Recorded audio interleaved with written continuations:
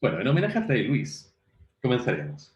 Como decíamos ayer, o un poquito antes de ayer, estamos trabajando en las nociones de valencia, o lo que también algunos llaman en semántica la estructura argumental de los predicados, y luego, ya que esta es una noción semántica, se expresa y gramaticalmente en las que llamaremos funciones gramaticales. Y a modo de brevísimo repaso, para ponernos al día luego de esta semana de pausa, les recuerdo que la noción de valencia consiste esencialmente en o más aún, estamos revisando esta noción porque desde un principio sabemos que el lenguaje es esencialmente un sistema de comunicación y que nos sirve obviamente para transmitir noticias sobre el mundo, ¿no? Para predicar, entonces, para contar cosas sobre otros. Y que este acto de predicación usualmente se puede transmitir de manera fundamental con una palabra que llamamos el verbo.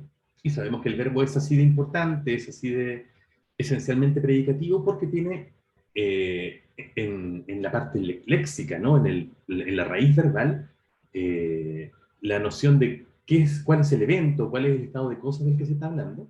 Por ejemplo, si digo trabajé, es la idea de trabajar, si digo canté, es la idea de cantar, etc. Y en la desinencia verbal, en el morfema de persona del verbo, ¿no? La referencia a de quién se está hablando principalmente en relación con la idea de trabajar o cantar, por ejemplo. Por eso el verbo es la palabra esencialmente predicativa. Y entonces, muchas veces basta, especialmente si lo decimos de una primera o de una segunda persona, digo cantaste, trabajé, y con eso basta para transmitir una idea, ¿no? Transmitir una predicación sobre el mundo. Digo algo sobre el mundo y lo digo sobre alguien en el mundo, sobre ti o sobre mí, por ejemplo. Pero hay otras ocasiones en las que no queremos ser tan escuetos, no queremos ser tan cortitos en lo que estamos diciendo, y queremos expresar más. Y para eso, por ejemplo, tomando el mismo cantar, no sé, podemos decir,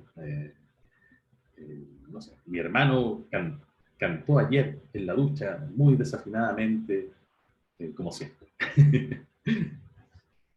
Y en ese caso, tenemos otros constituyentes que acompañan a este verbo, que es el centro predicativo, como mi hermano, en la ducha, desafinadamente, como siempre, y que nos entregan nociones como los participantes de esta, es decir, quienes están involucrados en este evento, y otros constituyentes que nos entregan circunstancias, ¿cierto? ¿Cómo distinguir cuáles son participantes de cuáles son circunstancias? Aquí entra justamente la noción de valencia, ¿no? Y la valencia decíamos que es una característica de cada centro predicativo eh, que la hace estar como necesariamente involucrada con un cierto número de participantes. Y así fuimos viendo, por ejemplo, a ver si recuerdo cuáles eran, por ejemplo, que en verbos como sacar, por ejemplo, típicamente para conceptualizar, para imaginarse la idea de sacar, uno pensaba en tres entidades. No dije sacar, no, regalar, el ejemplo que habíamos dado. O sea, algo que se regala, que es justamente lo que, sin eso no hay el evento de regalar, alguien que da un regalo y alguien que lo recibe, ¿no? Los tres son necesarios para que haya la idea de regalar. Mientras que en otros casos, como por ejemplo no sé, por ejemplo, por ejemplo, lo trágico, ¿no? Morir, ¿cierto? Basta con que muere, ¿no? O no sé, observar, se necesitan dos, alguien que observa y algo que es observado. Por supuesto, en todos estos casos, estamos hablando de lo que el verbo lingüísticamente, o el lexema verbal lingüísticamente, establece una relación íntima con ciertas informaciones. Porque en el mundo es más complejo y en el mundo típicamente hay más cosas y siempre hay, por ejemplo, si alguien se muere, muere de una causa, en algún lugar, por alguna circunstancia, pero eso no necesariamente hace que esos sean participantes, ¿no? Lo que hace que algo sea un participante, o también llamado un argumento de un verbo, es que esté relacionado de manera íntima con él y que además el verbo sea el que le dé un papel específico, a diferencia de las circunstancias que siempre transmiten el mismo tipo de idea. con eso creo que repasamos bastante en profundidad lo que habíamos alcanzado a ver antes del receso. No sé si les queda alguna pregunta, queridos colegas gramáticos, antes de retomarlo, antes de abrir la pizarrita. Súper. Entonces abro la pizarrita, comparto pantalla. Ay, ¿dónde está el compartir pantalla? Aquí. Ahí. Y abro el chat antes de... Súper. Ahí lo tengo. Muy bien. Si no hay dudas, entonces, en lo último que habíamos quedado antes de nuestro receso era en un pequeño ejercicio que yo les había dejado. ¿Se acuerdan? Que para un conjunto de verbos, ustedes propusieran cuál era su valencia, ¿cierto? Cuáles eran los participantes o los argumentos con los que típicamente se vinculaban. Y que nos propusieran también una expresión lingüística, ¿no? Una oración, una cláusula en que esta valencia se viera reflejada. Si mal no recuerdo, los verbos eran los siguientes: derretirse, necesitar, esconder, morir, aunque ese ya lo revelé, llover, enseñar, reírse y saber. ¿Cierto? ¿Sí? Ya. Vamos uno por uno. Con derretirse, ¿con cuántos argumentos o participantes se relaciona la idea de derretirse? ¿Cuál es la valencia de derretirse entonces?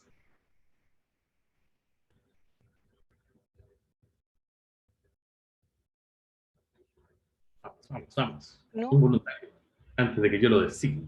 ¿Quién habló ahí? uno solo, ¿no? Constanza, dale, dale. Uno, ¿no? Perfecto. Constanza nos propone que derretirse tiene una valencia de uno. ¿Cuál sería ese participante que típicamente se involucra con derretirse? El que se derrite, El que se el derrite, derretido. el derretido, en efecto. Fíjense que acá, y esto es re interesante, no es exactamente alguien que haga algo, ¿no? Sino que es más bien alguien al quien le pasa algo. ¿No? Que de nuevo nos sacamos de la cabeza que un verbo necesariamente implica una acción que alguien hace. Derretirse es más bien algo que le pasa a alguien. ¿Y nos darías un ejemplo, querida Constanza, de una cláusula donde se exprese ¿en qué se usa derretirse? El muñeco de nieve se derritió. El muñeco de nieve se derritió. Perfecto. ¿Se fijan acá entonces? Tenemos este núcleo verbal, se derritió, y otro constituyente más, que es el muñeco de nieve, y que justamente está encarnando, ¿no? Está materializando a este argumento semántico, a este participante, que es el derretido, ¿no? De la valencia. Por supuesto, no necesariamente tenemos que parar ahí, también podemos agregar un cierto número de circunstancias, ¿no? Por ejemplo, podríamos agregar una circunstancia de causa, por el calor de la fila, por el calor de la fila, ¿cierto? Si es que fue a votar en la votación de ayer, por ejemplo. Ahí podríamos agregar entonces otras dos circunstancias, ¿no? Y que se diferencian del derretido, porque por el calor de la fila siempre expresa una causa, y en la votación de ayer siempre expresa una circunstancia, en este caso una mezcla de circunstancias como temporal y espacial, ¿no? Están ambas cosas involucradas.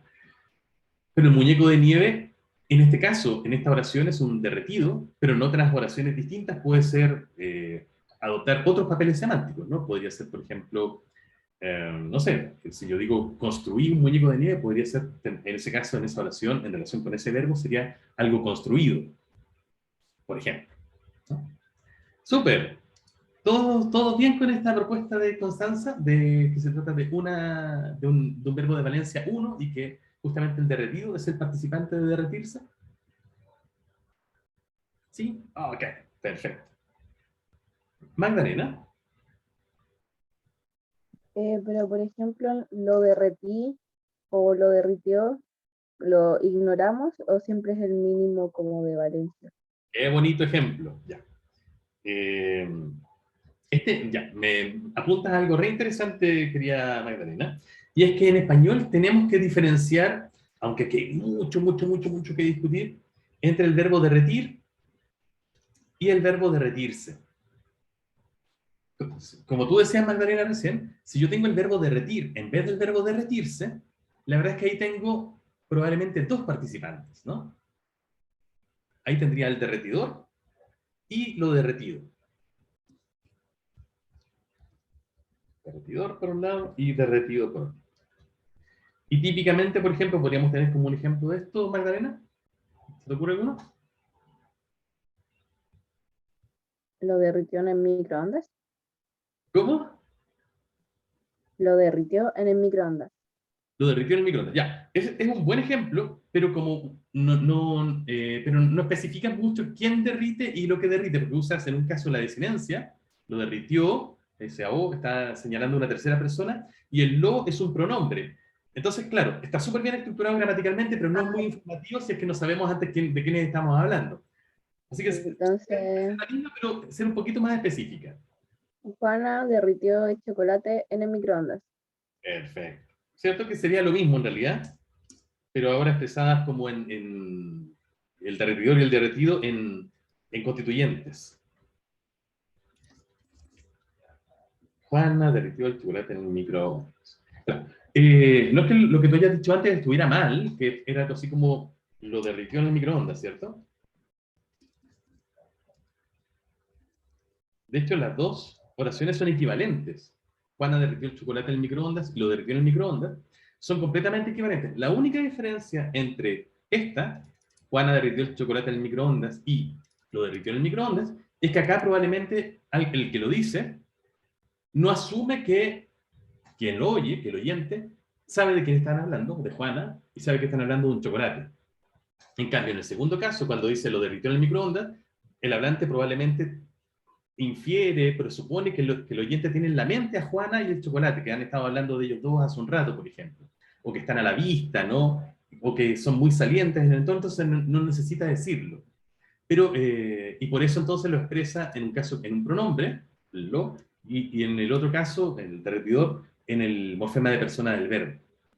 Pero son estructuralmente equivalentes. Pero vamos a dejar Juana derritió el chocolate en el microondas solamente porque es más claro, ¿no? Entonces aquí, en este ejemplo, tendríamos encarnado al derretidor y al derretido. Juana y el chocolate. Y además, una circunstancia, ¿no? Que en este caso es el lugar, ¿no? Que es una especie entre lugar y causa. ¿Cierto? Que sabemos por el conocimiento del mundo que el microondas típicamente no es solo un lugar, sino que es un lugar que sirve para calentar cosas. Bueno, entonces, claro, súper buena la pregunta de Magdalena porque nos muestra que hay que entender como distintos en términos de valencia, a pesar de que en términos de significado sean muy similares, verbos como derretirse y derretir. Derretir es un verbo de valencia 2, que implica un derretidor y un derretido, y en derretirse solamente tenemos el derretido, y el derretidor de hecho no está necesariamente vinculado de manera tan estrecha con él. Esto pasa con muchos verbos en castellano. De hecho, esto es lo que típicamente, si alguno quiere indagar un poco más, se llama la alternancia causativa. Es decir, en español existen varios verbos, un montón de verbos en realidad, por ejemplo,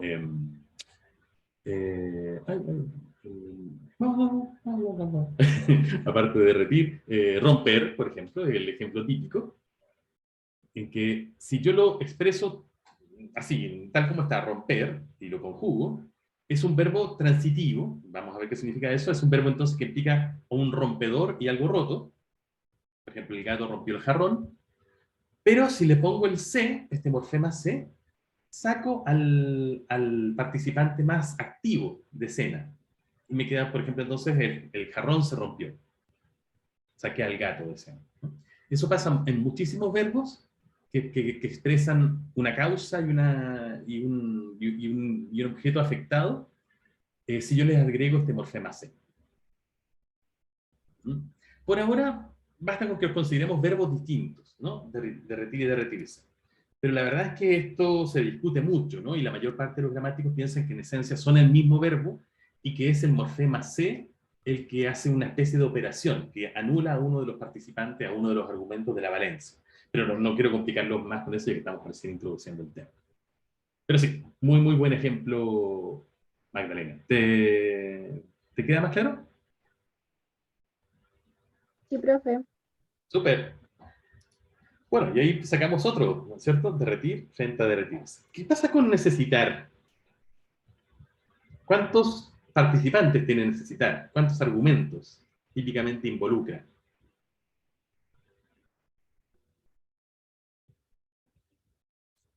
Vamos a nombrar a dedo a nuestra querida Sofía Rojo. Sofía, ¿estás por ahí? Ayúdame. Sí. Sofía, Eh, ¿cuántos participantes ¿Serían dos participantes? típicamente con necesitar? Dos. Dos. ¿Cuáles serían esos dos? ¿Qué papeles tendrían esos dos? Lo necesitado y el que lo necesita. Perfecto, lo necesitado y lo que se necesita. Sí. Sí, de hecho es un poco raro decir el necesitador, ¿no? Porque indica como algo un poco activo cuando necesitar realmente no es algo muy activo. Así que está muy bien dicho lo necesitado y lo que se necesita, perdón. ¿Y nos darías un ejemplo de una cláusula en que esto estuviera expresado y si quieres también con alguna circunstancia?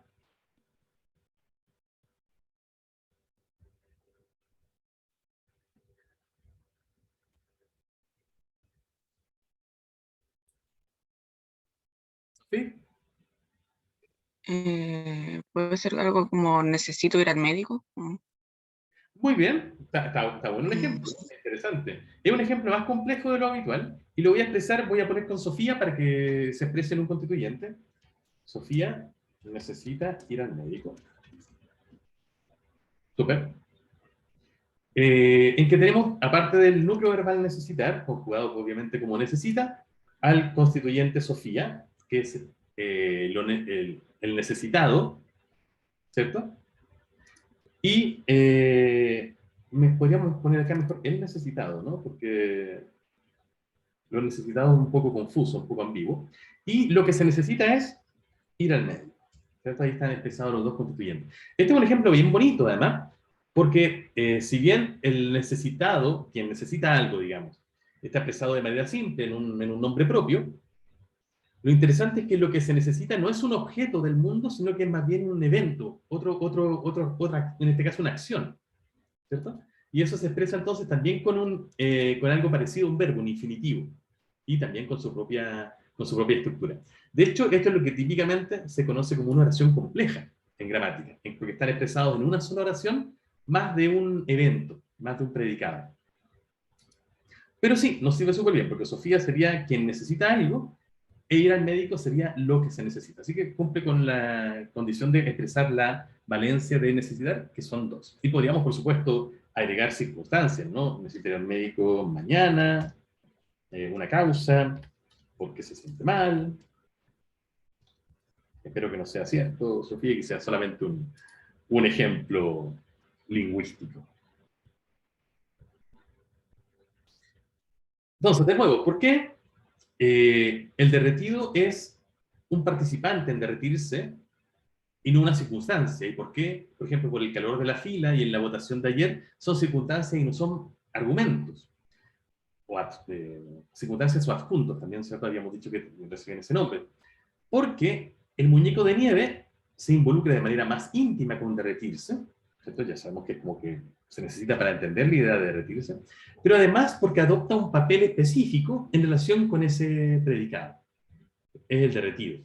En cambio, estos, que, por ejemplo, por el calor de la fila, que es una causa, y en la votación de ayer es una circunstancia temporoespacial, pero siempre van a ser eso. De hecho, si yo cambio por el calor de la fila, que era una causa, y lo pongo acá,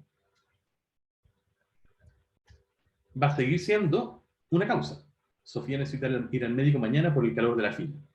Un poco una causa un poco rara, pero sigue expresando una causa, ¿cierto? En cambio, si yo tomo el muñeco de nieve que tengo acá y lo pongo acá, y digo, el muñeco de nieve necesita ir al médico mañana porque se siente mal, bueno, también es un poco fantasioso si ustedes quieren, pero ahora el muñeco de nieve ya no es un derretido, sino que es alguien que necesita algo, ¿cierto? A eso me refiero con que los participantes, los argumentos, toman unos papeles semánticos específicos en relación con los predicados con los que se relacionan. ¿Bien? ¿Hasta ahí alguna duda? Ok, vamos con el siguiente. Gracias, Sofía. Con esconder. ¿Qué valencia tiene esconder? ¿Cuáles serían? Y algún ejemplito de esconder, en que se exprese esa valencia, Tendré que designar nuevamente. Oh. Oye, veo que alguien ya dice, qué divertido, digo, tengo que designar a alguien y empiezan a salirse de la sala. Éramos 20 y bajó 19, 18, 17, 16, de a poquito. Benjamín nos está apoyando. A ver, Benja, ¿puedes tomar la voz?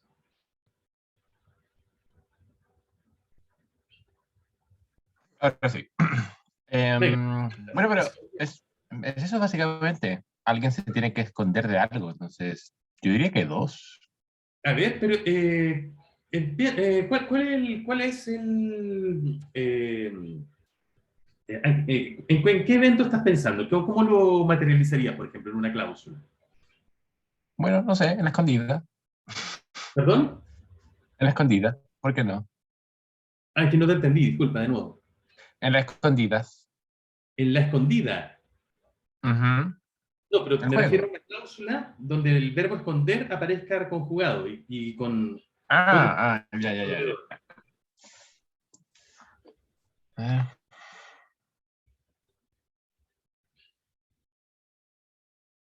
ya, ok. Me imagino que la cláusula sería como yo me he escondido de mi hermana. Ok, Es simple, pero... pero fíjate que acá no estás exactamente usando el verbo esconder. Yo me verdad. de mi hermana. Ah, ¿Qué verbo estás usando realmente? eh. No. Tú tienes una tranca con eso, ya lo hablamos la semana pasada. Fíjate que si yo cambio he escondido a escondí, que es su forma simple, Ujú. sigue siendo el mismo verbo. Yo me escondí o yo me he escondido. El problema aquí no está Ajá. con la E. El problema aquí está con esto, Me. con el me. Porque eso hace que este verbo no sea esconder, sino que sea el verbo esconderse. Mm, Y ya vimos recién, ¿cierto? Cuando vimos el cambio entre derretir y derretirse, que todos estos verbos con C no son exactamente el mismo, afecta justamente a la valencia de un verbo, que es el verbo sin C. Oh, Entonces, no, apareció de nuevo. el verbo esconder, no esconderse. Apareció de nuevo, no. No, pero está bien, está bien. Y con esconder, entonces, ¿te suena el verbo esconder sin esconderse, Ok, Benjamín? ok. Voy a intentar reformular algo. Un pirata escondió el tesoro. Un pirata escondió el tesoro. Muy bien. ¿Cierto? Y claramente aquí, aparte del centro verbal, del núcleo verbal, esconder, que aquí está conjugado como un escondió, tenemos a un pirata, que sería el escondedor, y el tesoro, que sería lo escondido, ¿no? Escondedor y lo escondido. Ya. Entonces, ¿cuál sería la valencia de esconder, Benjamín? El número. Dos. Tendría una valencia de dos, ¿cierto? ¿Quién esconde algo y lo que esconde? ¿Todos de acuerdo con esto? ¿O hay algún poco de discusión? Este es de hecho, es uno de esos verbos polémicos, un verbo que no es tan fácil llegar a una conclusión. ¿Todos de acuerdo en que son dos?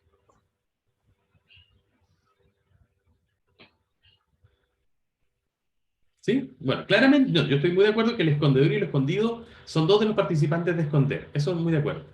Sin embargo, gran parte de los gramáticos y los semantistas piensan que verbos como esconder en realidad es un verbo de valencia 3.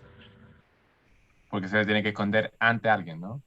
No exactamente ante alguien, pero sí implica alguna locación, algún lugar.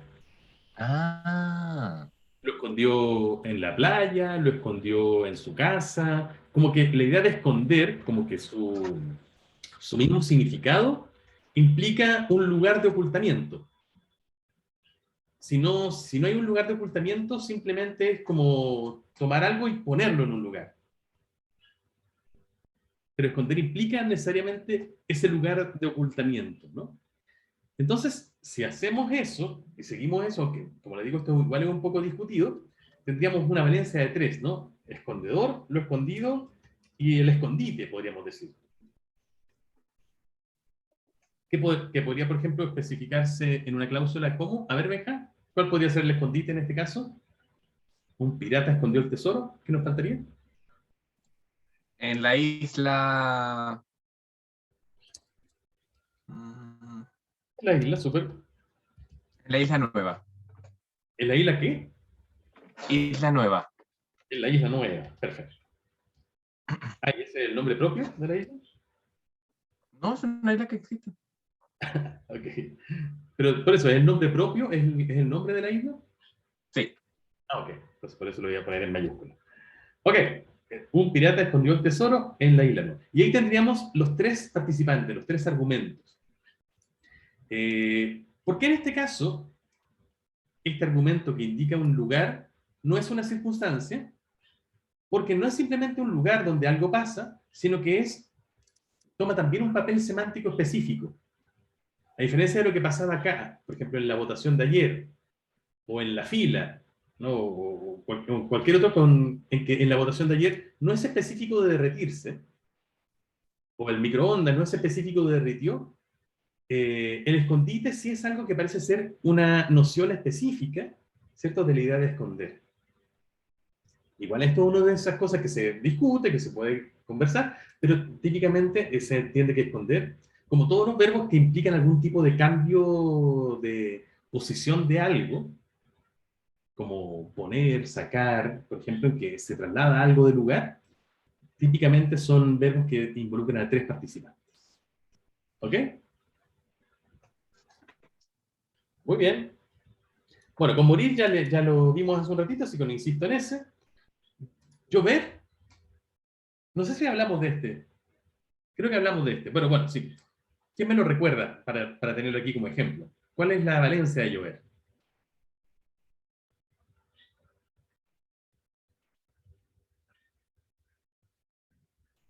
Era 0, si no me equivoco. En efecto, llover tiene una valencia de 0. Es decir, llover es simplemente un efecto, digamos, un estado de cosas, un evento ambiental en que parece no estar involucrado ningún participante. Al menos en su concepción lingüística en español. Aunque parece que en muchas lenguas pasa así. Eso no quiere decir, por supuesto, que en el mundo las lluvias no tengan causas o no involucren, obviamente, las gotas mismas de la lluvia. Pero el problema es que aquí el mismo verbo llover es las gotas de lluvia, ¿no? Entonces, como que no hay una diferencia entre el evento y los elementos materiales que lo constituyen. Por eso, entonces, llover tiene 0 argumentos y típicamente se expresa en español como llovió mucho, o mejor aún, más real, llovió poco este año, ¿no? Y que aparte del núcleo verbal, tendríamos la indicación de una cantidad, poco, y la indicación de una circunstancia temporal. Pero no había ningún argumento propiamente tal, ¿no? No hay ningún llovedor, ni un llovido. Eso. Así que llover es uno de esos verbos que tiene una valencia de 0 y que luego en gramática se conocen justamente por eso como verbos impersonales. Les adelanto, un verbo impersonal es un verbo que solo se puede conjugar en tercera persona del singular. De hecho, es rarísimo, salvo usos metafóricos, poéticos, de ese estilo, ¿no? Verbos, usar llover en primera persona. Lloví, por ejemplo. O lloviste en segunda persona. O llovimos, ¿no? Es rarísimo. Es decir, nosotros llovimos ayer porque, salvo un uso metafórico, un uso poético, algo, un juego de lenguaje, la verdad es que no tiene mucho sentido. Ok. ¿Todo bien hasta ahí? Súper. Vamos con enseñar. Y nos quedan poquitas, ¿no? Enseñar, reírse y saber. Gracias, Magdalena. ¿Cuál sería la valencia de enseñar? Juan Pablo. Hola, profe, ¿cómo está? Buenos días, Juan Pablo. Gusto Buenos saludarte. días. Yo diría que la valencia de enseñar es tres. Tú nos dices que es tres. ¿Cuáles serían esos Sí. tres, Juan Pablo? El enseñador o la enseñadora, Claro, enseñador, lo enseñado, lo enseñado. y aquí no sabría cómo decirlo, pero quiero referirme a como quien aprendió lo enseñado. Perfecto, ¿cierto? ¿A quién se enseña? Claro, El aprendedor, podríamos decir también, ¿no? Y esto, súper bien, Juan Pablo, estoy de acuerdo contigo. Y esto en los dos sentidos que puede tener enseñar, ¿no? Enseñar tanto como una lección, como una clase, por ejemplo, o también enseñar en un sentido más físico, ¿no? Por ejemplo, le enseñé mi nueva camiseta a mi hermano, por ejemplo. En los dos casos, estoy de acuerdo, se involucra a un enseñador, a un objeto enseñado, ¿cierto? Que puede ser intelectual o físico, y alguien a quien se le enseña, ¿no? Y parece que los tres tienen que estar necesariamente involucrados para que exista la idea de enseñar, ¿cierto? ¿Nos darías un ejemplo, Juan Pablo, de este verbo conjugado y con entonces sus participantes expresados gramaticalmente en constituyentes podría distintos? ser el profesor Carlos le enseñó gramática a sus alumnos. Gracias, gracias. El profesor Carlos enseñó. Voy a dejar un poquito de lado el les por ahora, para que no nos traiga problemas, porque bueno, lo voy a poner, pero ahí les explico por qué lo saco. Enseñó gramática a sus alumnos, ¿cierto? En que tendríamos tres constituyentes, el profesor Carlos, uno, el enseñador, ¿cierto? Luego el núcleo verbal, luego lo enseñado, gramática, y finalmente quien se enseña a sus alumnos, el tercero de los participantes. Por supuesto, podríamos ir agregando circunstancias, etc. Así que sí, súper bien. Y cada uno de estos es un participante, ¿no? Porque toma un papel semántico específico. El profesor Carlos es un enseñador, gramática es lo enseñado, a sus alumnos es a quien se enseña. Y no necesariamente siempre cumple con este papel específico. Por ejemplo, la gramática no es siempre algo enseñado. Por ejemplo, si yo digo algo así como, la gramática hace sufrir a Constanza, la gramática ya no es algo enseñado, sino que es algo que causa sufrimiento, ¿cierto? Toma un papel semántico distinto si se involucra con un verbo distinto, ¿no? En ese caso, hacer sufrir. Así, entonces, por eso entonces son aquí participantes o argumentos. Súper, estoy de acuerdo contigo. Enseñar es uno de esos verbos que tiene valencia 3. Reírse, y nos quedan estos últimos dos, reírse y saber.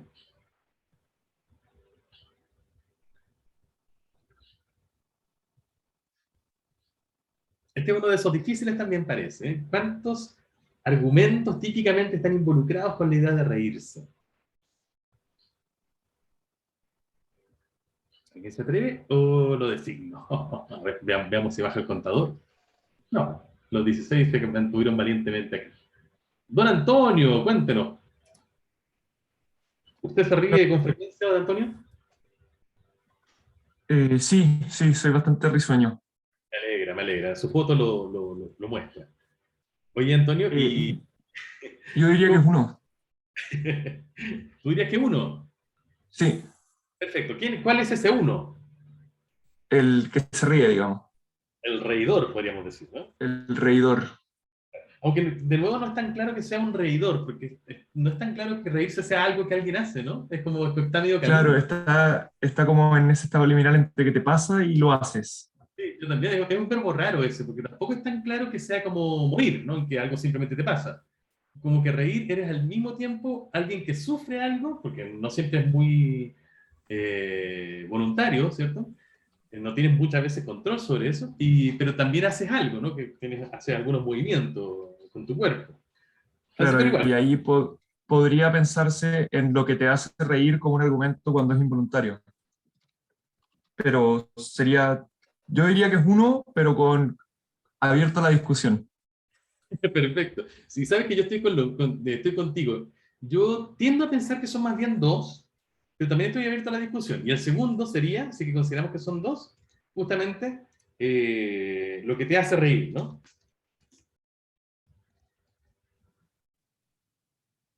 Típicamente, pero de nuevo, estoy abierto a la discusión igual que tú. El reidor claramente es uno que está involucrado. Y lo que te hace reír, habría que ver si es tan íntimo, ¿no? Y eso no siempre está bien resuelto. De hecho, hay varias iniciativas. Por ejemplo, hay un diccionario que se está elaborando hace ya varios años, más de 10 años, en la Universidad de Vigo, en España, en que hay se trata esencialmente justamente de establecer cuál es la valencia de lo más probable de algunos de los verbos en español. Y eso se hace, claro, intuitivamente, pero también a través de la revisión de corpus, con discusión, y no siempre es fácil, porque no siempre es tan claro, por un lado, y también el otro problema es que no siempre, mejor dicho, es que el español no es uno solo, como hemos discutido tantas veces, ¿no? Sobre todo el semestre pasado, porque los dialectos son distintos, y a veces un dialecto se puede diferenciar de otro justamente en la valencia que le asigna un centro predicativo, o incluso a veces el español que habla una persona es un poquito distinto al que habla otra, ¿no? Y lo que yo siento como más necesario, más íntimo, otra persona lo puede sentir como más externo. Así que este es un caso de esos difíciles, en efecto. Oye, Antonio, y si efectivamente fueran dos, ¿podrías empezar a estos dos participantes en una cláusula? Antonio se rió por el chiste del profesor Carlos. Antonio, perfecto. Se rió. Pero sabes que lo voy a indicar en vez de por el chiste, del chiste. Me parece mejor. ¿Cierto? En que ahí es más claro que no es una causa externa, sino que está mucho más claro que es como como si fuera un participante, ¿no? Y de hecho, hay algo como en la misma huella del verbo, huella estoy hablando un poco informalmente, ¿no? Pero la idea es como que yo pienso en reírse y siempre es como reírse de, ¿cierto? Me río de algo, como que hay una especie de automatismo. Como que automáticamente me salta esa preposición, me río de, ¿no? Eso en términos técnicos se llama reacción preposicional, es decir, que el verbo reírse como que obliga a que venga algo después introducido por la preposición de. Y eso también nos muestra que es algo bastante íntimo, ¿no? A la idea de reírse. Bueno, así que ahí tendríamos dos argumentos, Antonio y del chiste del profesor Carlos en relación con reírse. Gracias, Antonio. Y nos queda el último, saber. Saber. ¿Cuántos argumentos tiene saber? Designaré a alguien que lo sepa. Camila. Camila Aspe. ¿Estás por ahí, Camila? Sí, profe. ¿Cómo estás, Camila? Bien, ¿y usted? Me gusta su gatito.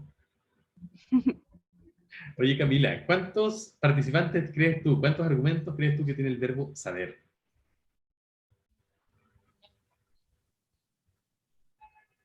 Tengo las dudas si entre uno o dos. ¿Con quién no tienes la duda? ¿Cuál es el que claramente dices tú que tiene que estar? El que sabe, El sabedor, podríamos decir. el sabedor. ¿Ya? Y Y tengo duda con lo sabido. con lo sabido. ¿Por qué te genera dudas? Decir, si lo sabido es o no parte de la valencia de saber. O sea, tengo la duda porque no siempre se expresa con lo sabido. ¡Qué bien! ¡Qué buena duda! ¡Qué buena duda! Bueno, yo te voy a resolver la duda. Lo sabido es parte de la valencia de saber. Así que efectivamente la valencia de saber es dos. Implica el sabedor y lo sabido. Y esto es porque saber significa algo así como tener un conocimiento, una información mental, ¿no? ¿Estás de acuerdo, Camila? Ujú.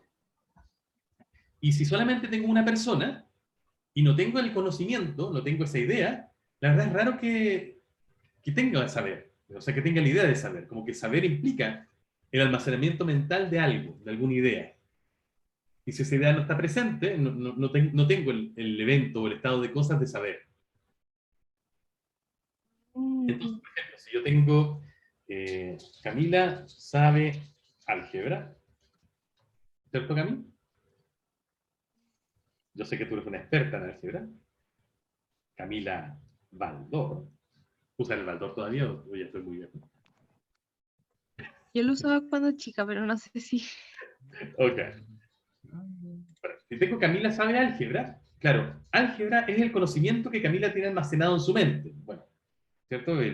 Que obviamente es un conocimiento un conocimiento amplio, ¿no? Y difuso que englobamos bajo este nombre, álgebra. Pero si no hablo de ningún conocimiento, ya sea álgebra o inglés o jugar al ajedrez o lo que sea, tendríamos solamente a Camila, que es potencialmente un sabedor, pero no lo sería realmente. Así que sí, tanto Camila como álgebra son necesarios para que saber exprese toda su potencialidad como verbo de valencia. Ahora, perdón, y además toman un papel semántico específico, ¿no? Camila aquí es una sabedora y el álgebra es algo sabido, pero no necesariamente, como hemos visto en otros casos, tienen que tomar esos papeles, sino que en relación con otros núcleos verbales, por ejemplo, eh, el álgebra, no sé, existe desde hace 2000 años, por ejemplo, por decir alguna cosa, ahí no sería algo sabido, el álgebra sería algo existido, de algo de lo que se denota su existencia, ¿cierto? O si digo, el álgebra castiga a los estudiantes humanistas, por ejemplo, el álgebra sería el castigador, ¿no? Y no algo sabido en relación con ese núcleo predicativo. Y Camila, por supuesto, no siempre Camila es una sabedora, sino que en relación con el núcleo verbal saber, se transforma en una sabedora. Entonces tienen las dos un papel semántico específico, y eso los hace entonces ser participantes. Ahora, fue muy buena tu duda, Camila, porque es muy cierto que no siempre yo expreso en una cláusula la totalidad de los argumentos. De hecho, esto no solamente pasa acá. Por ejemplo, ¿alguien me podría dar un ejemplo, Camila, en que yo no exprese completamente todos los argumentos de saber en una cláusula? Lo único que se me ocurre sería como que en otra cláusula se haya mencionado algo y después como que uno diga, por ejemplo, yo lo sé. Claro. Bueno, ojo, que yo lo sé, ¿eh? Igualmente están los dos, fíjate. Está el yo, que es el sí. sabedor, y el lo, que es lo sabido. Es un caso parecido al que teníamos un poquito arriba, ¿cierto? ¿Cuál era? Lo derritió en el microondas, creo que era el ejemplo que una de tus compañeros nos daba. Claro, en que no que lo estemos mencionando en los participantes, sino que lo estamos mencionando, digamos, mínimamente, en el pronombre yo y en el pronombre lo, porque asumimos que el otro ya sabe de qué estoy hablando, ¿no? Sí. Pero ¿sabes qué? Es cierto que no necesariamente uno siempre tiene que expresar en una cláusula a todos los argumentos. De hecho, por ejemplo, alguien podría decir algo así como, yo podría querer decir, bueno, a fin de año voy a viajar al Tíbet a visitar a un viejo monje budista, porque ese sí que sabe. Entonces, sería, simplificando un poco lo que acabo de decir, yo podría decir algo así como, él sabe. ¿Cierto? Y eso sería una cláusula en que yo no necesariamente expreso lo sabido, ¿no? Y ahí, si yo no lo expreso, se entiende, yo genero una inferencia en la mente de ustedes que es como que esa persona tiene un gran conocimiento, ¿no? Si no especifico la idea específica, ¿no? El conocimiento específico, La inferencia que yo suelo generar con eso, o que quiero generar, es que es una persona de amplios conocimientos, tan amplios que no los especifico. Eso entonces perfectamente se puede hacer con ciertos propósitos informativos específicos. Pero eso no hace que lo sabido sea menos sea menos argumento, ¿no? Sea menos parte de la valencia. Es simplemente una cuestión más bien pragmática, ¿no? Si yo a veces lo quiero decir, o a veces no lo quiero decir. Y eso pasa también con los otros verbos, ¿no? Por ejemplo, con necesitar, que parece como que el verbo necesitar involucra siempre a un necesitador y lo que se necesita, yo también podría sacar, por ejemplo, a lo que se necesita, es decir, de alguien no sé, como ponemos decir, que anda siempre como mendigando algo, o sea, ese siempre está necesitando. ¿Cierto? ¿Les suena? ¿Cierto? Uno podría decir eso de alguien, ¿no? Qué feo decirlo de alguien, pero se podría. Y en ese caso, yo no estoy indicando qué es lo que necesita, sino que estoy usando el verbo en algo que se llama como su uso absoluto, ¿no? Un uso absoluto del verbo necesitar, ¿no? Es como que necesita todo el tiempo. Pero el verbo necesitar sigue teniendo una valencia de 2, a pesar de que yo en algún caso pueda querer obviar a alguno de los participantes. Lo mismo con el mismo verbo necesitar. Si yo hago este mismo ejemplo de poner el morfema C, que ya hemos visto que tiene hartas de estas funciones, y yo digo, por ejemplo, se necesita, no sé, un trabajador para este puesto, ahí yo saqué de escena al necesitador. Puse solamente a quién necesito, o lo que necesito, que en este caso es un trabajador. Pero al necesitador, que podría ser una empresa, un contratista, etc., no lo menciono porque probablemente no es importante mencionarlo. De hecho, por eso suele aparecer esto en carteles, ¿no? Se necesita trabajador, se necesita, no sé, barman, se necesita mozo, por ejemplo, en un cartel. Sería raro que ese cartel dijera algo así como, este local necesita mozo, este local necesita barman. Porque es como obvio, ¿no? Si está en la puerta del local el cartel, es obvio que se necesita ahí. Es obvio, ustedes me necesitan. Entonces, existen circunstancias en las que por razones informativas yo puedo elegir no expresar totalmente la valencia de un verbo, pero eso no hace que esos elementos que yo no mencioné no sean necesariamente argumentos. Ese no es el criterio. El criterio es cuán íntimamente están relacionados esos que llamo argumentos con el núcleo predicativo y si toman o no un papel semántico específico, que es lo que acabamos de ver hoy. Cami, ¿te quedó más claro? Sí, profe, muchas gracias. Un placer. Bueno, y ya son las 9:53, mis queridos estudiantes, así que vamos a dejarlo hasta aquí el día de hoy. Y en la clase de este miércoles, ahí sí que sí, nos vamos a poner en cómo se materializa esto gramaticalmente en lo que llamaremos las funciones gramaticales. Ah, y hoy espero tenerles, al menos en la noche, porque me he atrasado un poquito, lo siento, el resultado de sus pruebas. Así que espérenlo con ansias. Un abrazo muy fuerte y nos vemos este día miércoles. Cuídense mucho. Chao, Chao, profe. Chao, profe. Nos vemos. Que esté bien, cuídense. Chao, profe, muchas gracias. Ahora